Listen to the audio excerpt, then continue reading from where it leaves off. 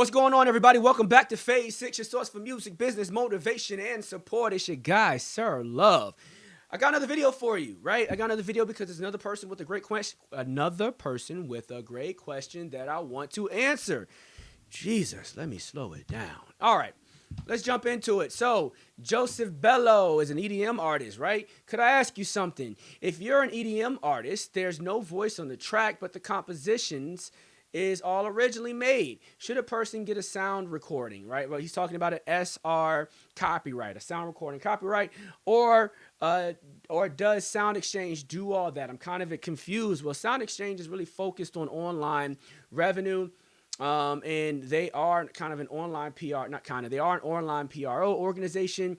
They do have services where they can aid in some of this, but typically your paperwork and the management of your paperwork comes down to your relationship with an admin company of some sort, or you can do it yourself. Basically, you have to register your records with Sound Exchange and your PRO. Could be ASCAP, BMI, CSAC, depending on what country you're in. There's several others across Europe, South America, Africa, Australia, etc. But I think Sendice did a great job responding to this. From what I understand, you get underperforming arts and sound recording. You get, as a producer, you get both. So you wrote the song, and when it's played, your production will be heard. So let's speak to it. Yes, you're right. I know what you're trying to say. You're basically saying that you're going to do both. You are going to do both. You're going to submit both forms of copyrights. This video was about sound recording copyrights, the SR copyrights, which is all about the voice, right? The master of it all, and copywriting the ownership of said master. And that's the mechanical side of the deal.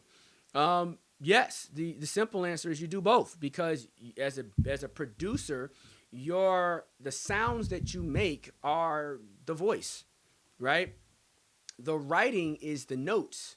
So historically, when all these laws were originally drafted, which I talk about in the copyright book that I produced on the website, you can check it out. It's really good. It really helps you debunk all of this. It's a really great read. I put it in common language, but the idea is that a long time ago, years and years ago, people wanted to copyright their stuff, and they weren't even recording, right? They were copywriting musical notes that they wrote on a piece of paper.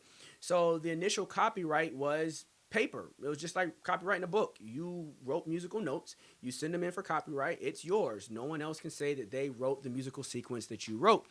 And that is one side of your copyright. The other side of your copyright, which we know this to be PR, performance, PR, SR, right? You guys don't want to dive into all the copyright stuff. Too many videos about it for me to drift into it here. Go watch some of my other videos, or grab the digital books that I wrote that break this stuff down even more in detail. But the idea is that you're on one side of the copyright, you're going to own the written side of it, and on the other side, you're going to own the audio side of it. So yes, you're going to do both. As an EDM artist, you are what we call a 100%er in the music business, which means you do both sides of the deal. You do both sides of the copyright. You're on the songwriter side, you're on the publishing side, you're on the mechanical side, you're everywhere, right? You're SR, PR, you're all over the place. You're eating everywhere. And that's the reason why it'd be very lucrative to do a deal with someone like you if you are achieving success, because you have 100% of the chips to negotiate with, meaning that you have more to give away and you have more to negotiate. You have more leverage if you have success than a person that's just an artist or a person that's just a producer. So yes, Sendice is correct. Joseph Bello. I hope this was helpful. I would go into more depth. I'm tempted to go into more depth, but instead I'm going to show you how to find the answer on your own. You come to my YouTube channel, right? Which you can find it right here. Go back, right? You search YouTube for Phase 6. You click on Phase 6. My video pops up. Let's put this on focus. My video pops up. You go over to the right and you hit the search button, and then you're going to type in things like copyright. When you type in things like copyright, you're going to see videos on copyrights, the one you just watched, but you're also going to see other videos on copyrights that are more deeply explained. Here, I have 2 videos in a series with everything about copyrights you need to know. The 2 different types of copyrights. The content I was just tempted to dive into, here it is, PA versus SR. I talk about it. Music copyrights and publishing. There's 21 videos that talk about publishing and this, that, and the third. How it all works. How blockchains will evolve publishing, if you want to understand the future of publishing, right? All of that stuff is there for you. A lot of this stuff is not going to have nothing to do with it. Masters, we have stuff about masters.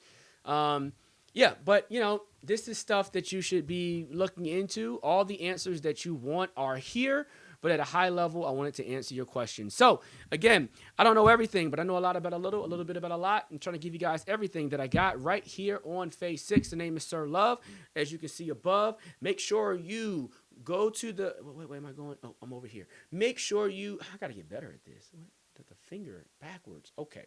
Make sure you download the music business. Do one at a time. Okay. Download the business. Support your boy. And then go to the website. Right? Go to the website. There's a lot of great information there for you. Beaming. Stay focused. Your boy, Sir Love. I'm out.